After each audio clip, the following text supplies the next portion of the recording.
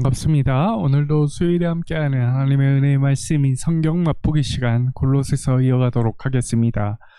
오늘 본문은 골로새서 4장 7절부터 18절까지의 말씀입니다.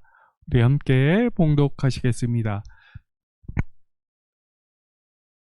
그리고가 내 사정을 다 너희에게 알려주리니 그는 사랑받는 형제요 신실한 일꾼이요 주 안에서 함께 종이 된 자니라. 내가 그를 특별히 너희에게 보내는 것은 너희로 우리 사정을 알게 하고 너희 마음을 위로하게 하려 함이라. 신실하고 사랑을 받는 형제 오네시모를 함께 보내노니 그는 너희에게서 온 사람이라. 그들이 여기 일을 다 너희에게 알려주리라. 나와 함께 갇힌 아리스다고와 바나바의 생질 마가와 이 마가에 대하여 너희가 명을 받았음에 그가 이르거든 영접하라. 유스도라는 예수도 너희에게 문안하느니라. 그들은 할레파이나 이들만은 하나님의 나라를 위하여 함께 역사하는 자들이니 이런 사람들이 나의 위로가 되었느니라. 그리스도 예수의 종인 너희에게서 온 에바브라가 너희에게 문안하느니라. 그가 항상 너희를 위하여 애써 기도하여 너희로 하나님의 모든 뜻 가운데에서 완전하고 확신 있게 서기를 구하나니 그가 너희와 라오디게아에 있는 자들과 히에라볼리에 있는 자들을 위하여 많이 수고하는 것을 내가 증언하노라. 사랑을 받는 의사 누가와 또 데마가 너희에게 문안하느니라. 라오디게아에 있는 형제들과 눈바와 그 여자의 집에 있는 교회에 문안하고 이 편지를 너희에게 읽은 후에 라오디게아 이내 교회에서도 읽게 하고 또 라오디게아로부터 오는 편지를 너희도 읽으라. 아키포에게 이르기를 주 안에서 받은 직분을 삼가 이루라고 하라. 나 바울은 친필로 문안하노니 내가 매인 것을 생각하라. 은혜가 너희에게 있을지어다. 아멘. 오늘 계속해서 이어가는 골로새서 이 4장 7절부터 18절까지의 내용을 보고 큰 주제가 하나 있습니다. 큰 주제는 바로 바울의 마지막 인사라는 점입니다. 바울의 마지막 인사입니다.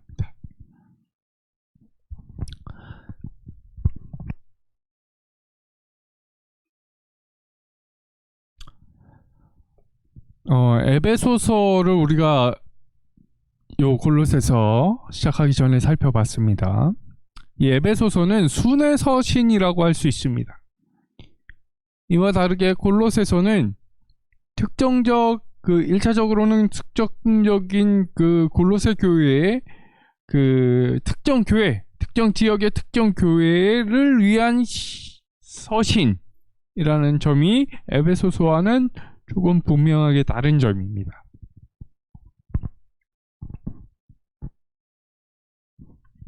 이 첫 부분은 사도 바울이 골로새 교회를 위해 보내는 인물들 두기고와 오네시모에 대한 추천의 글로서 이 인물들을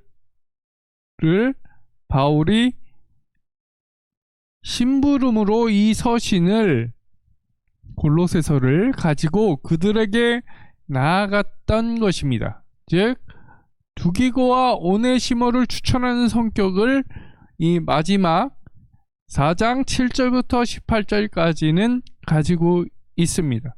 그리고 두 번째 부분은 바울과 함께 있는 분들의 인사를 골로새 교회의 성도들에게 바울을 대신해서 전하는 내용으로 이 글 또한 단순한 인사의 글만이 아니라 이들을 추천하는 성격을 갖고 있다라는 것이죠.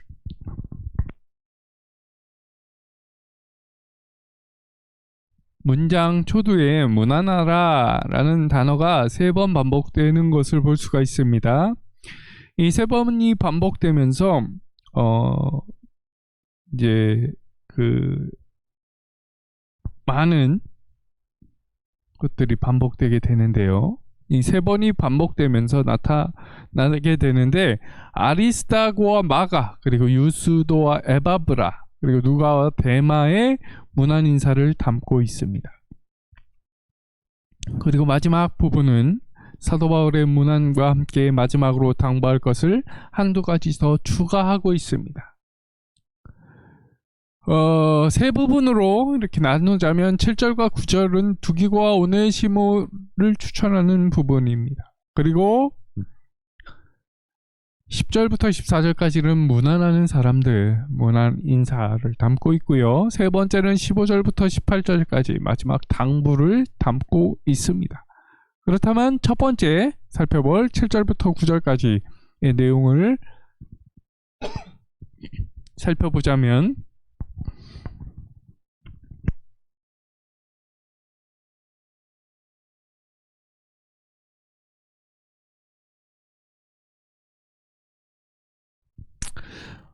두기고와 오네시모를 볼 수 있습니다.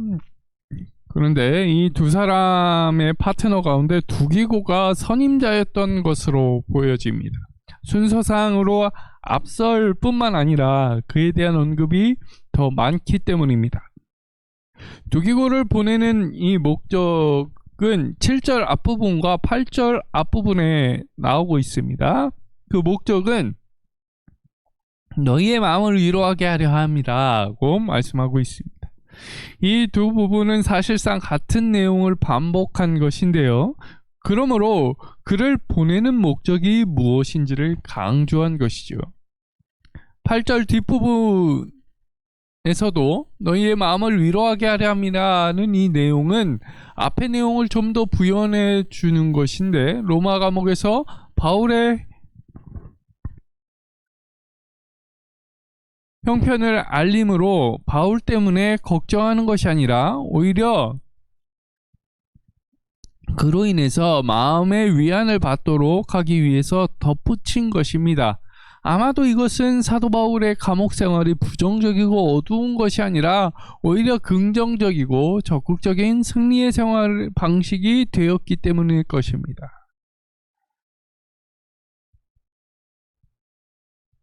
한편 이 중간 부분에 두기고가 어떠한 존재인지를 소개하는 내용이 나옵니다.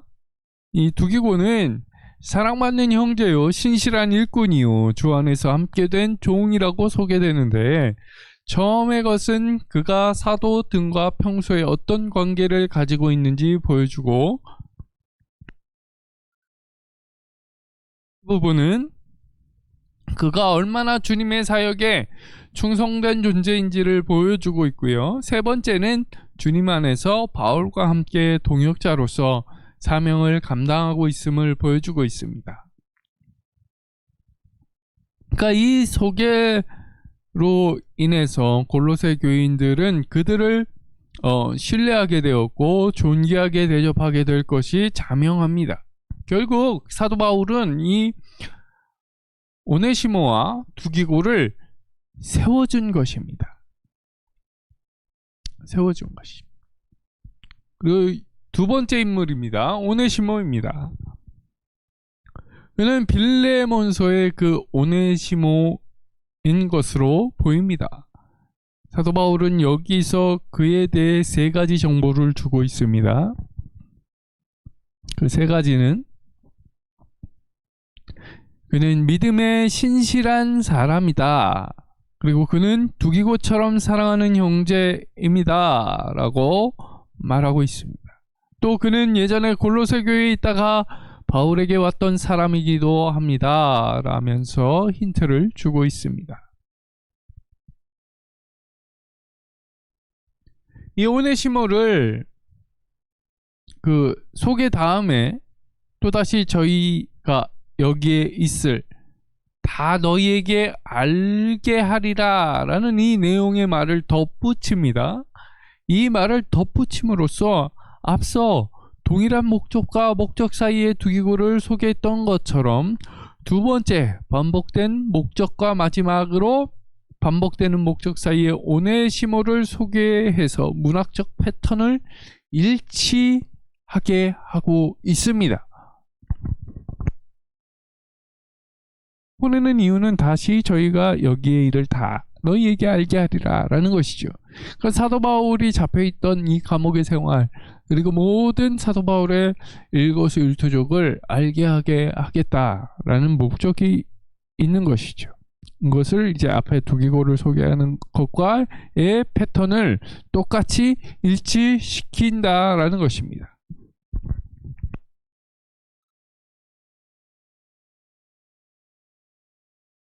이렇게 함으로써 그 첫 번째로 두기고를 소개하고, 그리고 오네시모를 소개하고, 그리고 목적을 세 번째로 이렇게 소개함으로써 이 목적 1, 2, 3의 의미상 같은 내용으로 이 패턴을 사용한 것은 두기고와 오네시모를 각각 귀한 존재로, 존귀한 존재로 부각시키면서 두 사람의 공통된 그 목적이 어떠한지를 강조하는데 목적을 두고 있습니다. 이것을 강조하는데 목적을 가지고 있습니다. 이것이 바로 7절과 9절의 추천서의 내용입니다. 그리고 두 번째 10절부터 14절까지를 살펴보겠습니다. 무난하는 사람들입니다.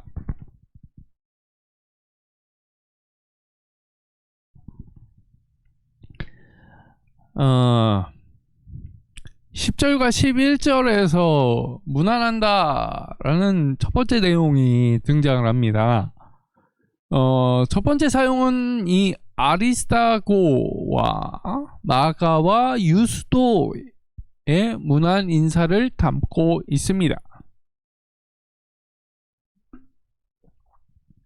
여기서 아리스타고는 당시 바울과 함께 감옥에 갇혀 있었는데 그는 본래 바울과 함께 사역에 참여했던 사람입니다. 그리고 마가는 우리가 잘 알고 있듯이 바나바의 조카로서 어떤 이유인지 모르겠지만 바울의 그 1차 선교 여행 도중에 포기하고 돌아온 인물로서 바울과 바나바가 2차 선교 여행을 할 때 그를 문제로 서로 갈라지게 된 일까지 있었습니다. 그 인물이 바로 마가죠. 그러나 사도 바울이 로마의 감옥 속에 있을 때 사도 바울은 이제 마가를 다시 인정하고 받아들인 것으로 보입니다. 그리고 세 번째 인물 유스도라는 예수입니다. 네, 예수는 이제 유대식 이름이고요. 유스도는 로마식의 이름입니다.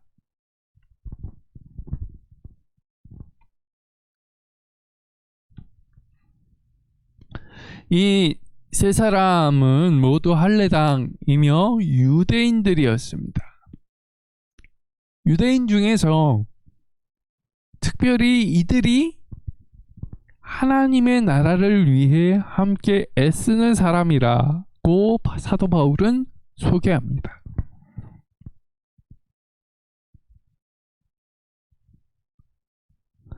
이들이 사도 바울에게 위로가 된다고 덧붙이기도 합니다.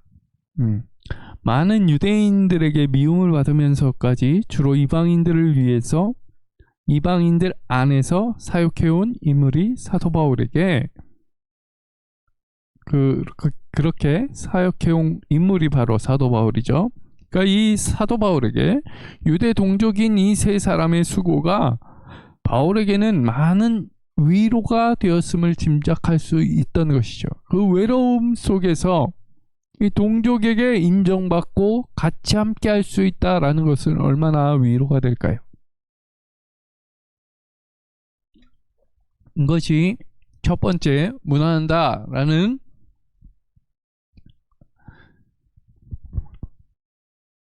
내용에 쓰인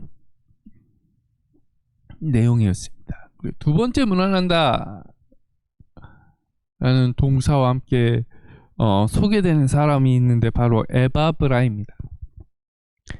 사도 바울이 에바브라를 소개할 때 다른 사람에 비해서 많은 단어를 사용하여 소개하는 것은 그가 사도 바울과 골로새 교회의 특별한 사람이기 때문입니다.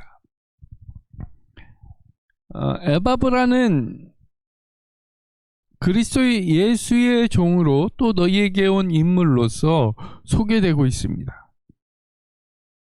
그는 항상 이들, 그러니까 성도들을 위해서 기도하는 가운데 애를 쓰는데, 그들을 위해 힘써 기도하는 목적은 하나님의 모든 뜻 가운데서 완전하고 확신 있게 서게 하기 위해서입니다.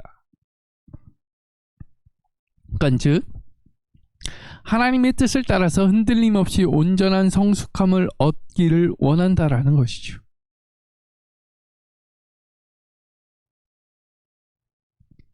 우리는 이 완전과 확신이라는 이 말 속에 기도가 계속되어야 할 이유와 목표가 있음을 볼 수 있습니다. 13절에서 에바브라의 기도의 대상을 확대해서 말하고 있는데, 골로새 교회뿐만 아니라 라오디게와 히에라볼리에 있는 이 모든 이들을 위해서 그가 많이 수고한다라고 바울이 증언하고 있습니다.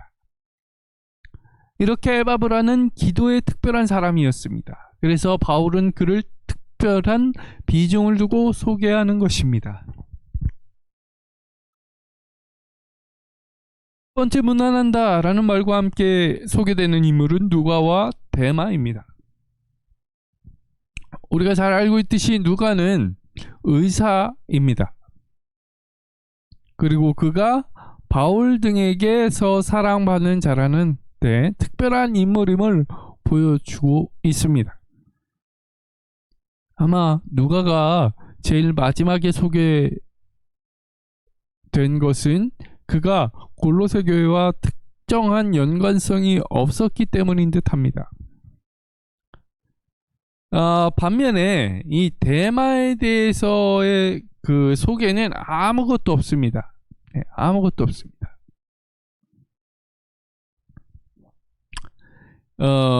데마는 후에 그 디모데후서 4장 10절에서 그 세상을 사랑하여서 감옥에 있던 바울을 버리고 데살로니가로 간 인물로 소개되는데요.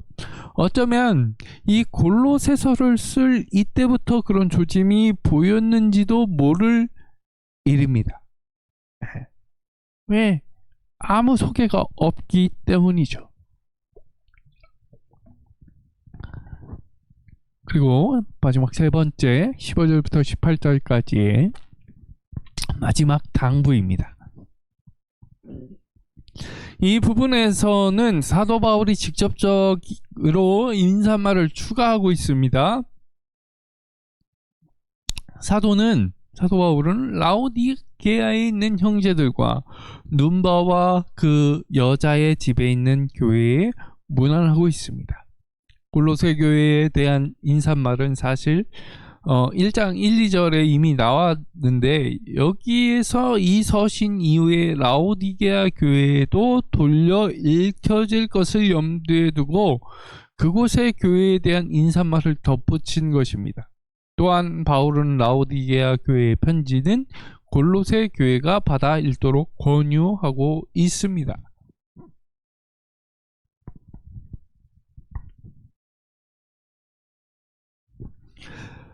그런데 갑자기 이렇게 문안 인사를 바로 마지막 당부의 말로 추가를 하면서 직접 쓰고 있는데, 갑자기 사도 바울이 마치 잊어버렸던 것이 생각난 듯이 아키포에 대해서 17절에 쓰고 있습니다. 이 아키포는 빌레몬서 2절에서도 나오는 인물로, 빌레몬의 아들이나 빌레몬의 집에서 모이는 가정의 교회의 지도자가 아닌가 추측해 볼 뿐입니다. 그 어떤 소개가 없기 때문이죠. 아무튼 아키포는 모종의 사역을 맡았던 사람입니다. 이 아키포는 또 주 안에서 그 일을 성취해야 할 책임이 있는 사역자였던 것입니다. 이 말씀과 관련된 구체적인 상황은 우리에게 잘 알려져 있지 않습니다. 네, 그렇기 때문에 우리가 추정을 해볼 뿐이죠. 그리고 마지막 18절에서 사도 바울은 마지막 인사말을 하고 있습니다. 그가 친필이라고 언급하는 것으로 봐서는 이제까지의 기록을 대필한 글씨로 쓴 것일 수 있음을 암시하게 됩니다. 바울이 친필을 강조함으로써 골로새의 모든 기록이, 골로새서의 이 모든 기록이 바울 자신의 편지임을 강조하는 것과 동시에 직접적이고 친근한 어조로 이 골로새 교인들에게 마지막으로 인사하고 있는 것이죠. 그리고 그가 감옥에 갇혀 있는 것을 생각하게 함으로써 바울은 골로새 교회의 성도들로 하여금 그의 존재와 사역의 목적이 무엇인지 다시 기억하게 하려는 듯 합니다. 마지막으로 바울은 짧지만 오히려 짧기 때문에 인상적인 여운이 남을 축원으로 골로새서를 마치고 있습니다.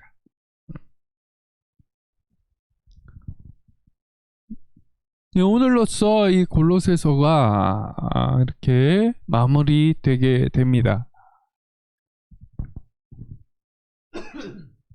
이 골로새서를 지금까지 함께 해주신 성도님들께 사도 바울이 마지막에 했던 축원으로 마치고자 합니다. 은혜가 우리에게 있을 것입니다. 오늘도 이 은혜 안에서, 하나님의 은혜 안에서 행복한 하루가 되시기를 주의 이름으로 간절히 소망합니다. 감사합니다.